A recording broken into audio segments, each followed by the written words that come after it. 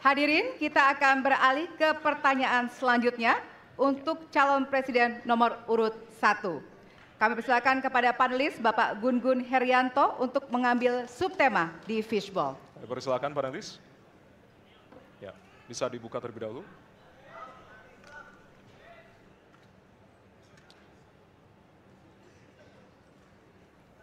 Tema ketiga adalah penanganan disinformasi dan kerukunan warga.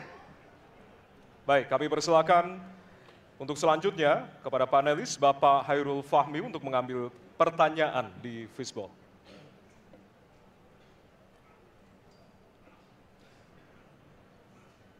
Ditujukan ke depan. Adalah amplop Huruf A. A. Baik. Amplop A untuk penanganan disinformasi dan kerukunan warga. Baik, pertanyaan untuk calon presiden nomor urut 1 adalah tema penanganan disinformasi dan kerukunan warga, huruf A. Kita lihat bersama, masih disegel, kita akan buka bersama.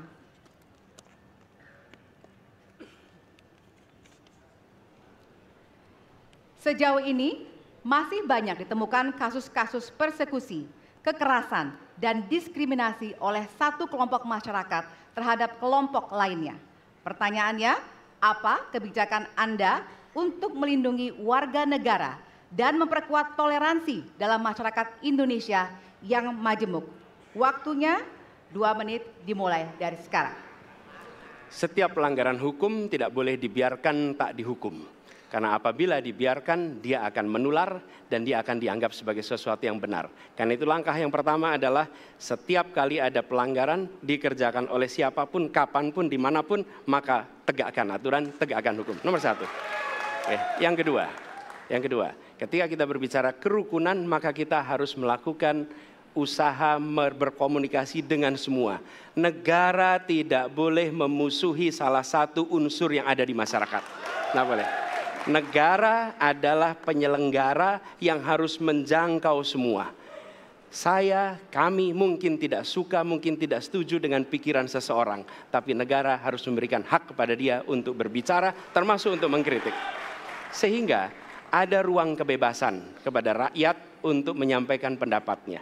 Jadi kita harus sadar, negara bukan mengatur pikiran, negara bukan mengatur perasaan, negara mengatur tindakan. Di situ kita atur. Dan bila melanggar, maka itu dilakukan tindakan penegakan hukum. Lalu ketika sampai kepada usaha untuk menjangkau semua, pasti komunikasi dilakukan. Tapi selalu saja ada peristiwa pelanggaran, ada peristiwa kekerasan, dan seringkali rakyat tak tahu kemana harus melaporkan. Dan ketika mereka berhadapan dengan pihak lain, seringkali mereka membutuhkan bantuan hukum. Karena mereka berhadapan dengan berbagai unsur yang ada di masyarakat. Karena itu kami merencanakan membuat sebuah program yang disebut sebagai online untuk pelayanan pengacara gratis. Jadi ini adalah online pelayanan gratis.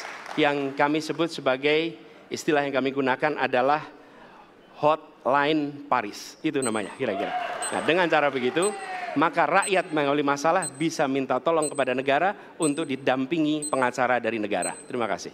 Baik. Terima kasih. Dan selanjutnya kami persilakan kepada calon presiden nomor urut 2 untuk menanggapi jawaban dari calon presiden nomor urut 1. Waktu Bapak 1 menit dimulai dari sekarang. Saya kira yang sangat dirasakan oleh banyak kelompok, terutama kelompok minoritas, Pak. Saya ingin tanya bagaimana tanggapan Bapak tentang keluhan adanya kelompok-kelompok minoritas yang ingin membuat tempat ibadah tapi sangat sulit karena faktor-faktor yang dipersulit oleh birokrasi dan sebagainya. Masih ada waktu, Bapak? Cukup. Sudah cukup? Baik, terima kasih.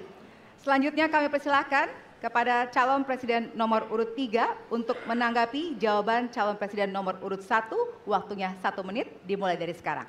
Ada yang lebih penting saya kira meskipun seluruh proses memang harus dilalui. Penegakan hukumnya, menghukum yang bersalah, dan aparat hukum tidak boleh ragu pada soal itu.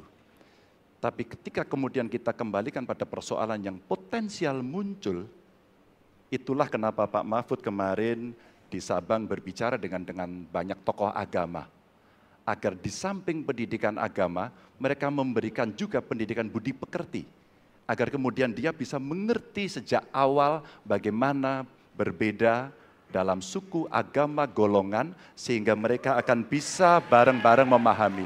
FKUB, tokoh masyarakat semua dilibatkan dalam proses keseharian dalam pengambilan keputusan.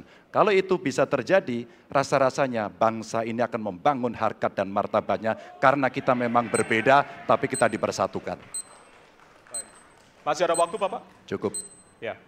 Dan selanjutnya, kami persilakan kepada calon presiden nomor urut 1 untuk merespon tanggapan dari kedua calon presiden lainnya, dan waktu Bapak 1 menit dimulai dari sekarang. Terima kasih. Pak Prabowo, perlu kami sampaikan bahwa ketika kami bertugas di Jakarta, maka ada begitu banyak izin-izin gereja yang mandek 30 tahun, 40 tahun, dan tuntas dibereskan. Oke?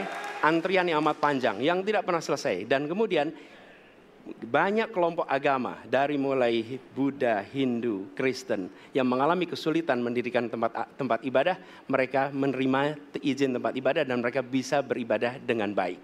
Dan kalau boleh saya laporkan, dalam sejarah Gubernur Jakarta yang paling banyak memberikan izin rumah ibadah adalah Gubernur Anies Baswedan.